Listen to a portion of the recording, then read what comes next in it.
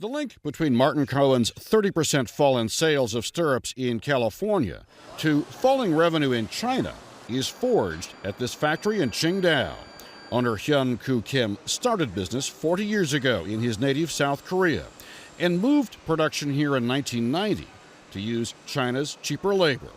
And Qingdao's port makes for easy shipping to the U.S., except these days there's less to ship.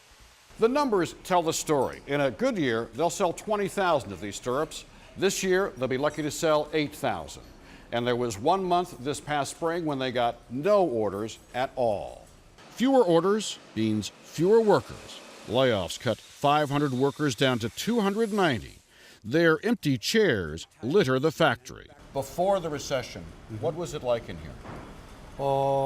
This room is fully occupied. And now I see empty chairs. What does that mean? Yeah, this means orders reduced. Factory workers earn about $225 a month, which may not sound like much, but many come from farming villages where the average wage is about $100 a month.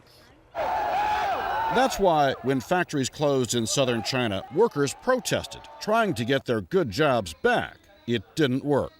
China's unemployment rate went from 4% last year to 9.4% this year. Back in Qingdao, a rise in unemployment means more empty seats at places like the Don Korea restaurant serving the factory district. Owner Ju Wan-il, worried about his business, cut prices. A bottle of Korean liquor went from $4.50 down to $2.98. And they're also cutting corners across town, where 1,900 workers at the Far East Gem and Jewelry Factory manufacture what America wears. Problem is, Americans don't want to spend as much as they used to. That means making fewer expensive gold pieces. Production is down by 280,000. But making more of cheaper silver jewelry, up 500,000 pieces this year. Yet when business slumped, bosses at this factory cut costs, not jobs, trying to keep trained workers for when the recession ends and sales come back. Other companies have cut staff, but not here, says Li Lian, so I'm not worried. But whether Li and her coworkers keep their jobs here at Far East Gem in Qingdao depends on orders booked at trade shows like this one in Las Vegas this week.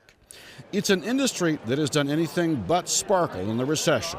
This has been the most turbulent time that the jewelry industry has experienced. As the American sales executive Greg Altieri for Far East Gem and Jewelry knows only too well. Many of our competitors have actually gone by the wayside. If there is a diamond or a cubic zirconium in the rough here, it is the expectation that things will turn around. And if so, Chinese workers will feel secure in their future once beauty is back on America's shopping lists. Barry Peterson, CBS News, Qingdao, China.